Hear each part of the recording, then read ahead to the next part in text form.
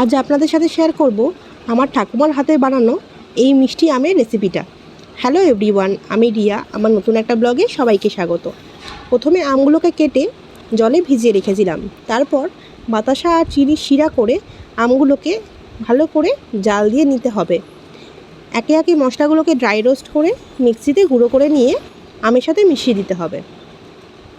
দেখুন, এত বয়স হয়ে যাওয়ার পরেও আমার ঠাকুমা অনেক যত্ন সহকারে নিজের হাতে বানায় সবার জন্য। আসলে এই আমের আচার একবার যারা খেয়েছে তারাই এটার প্রেমে পড়ে গেছে।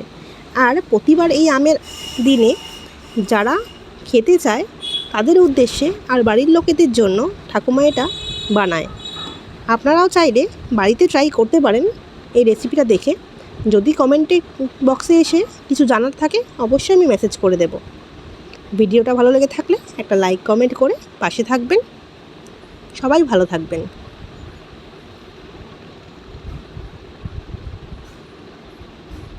রেডি আমের আচার। আবার পরে একটা ব্লগে দেখা হবে।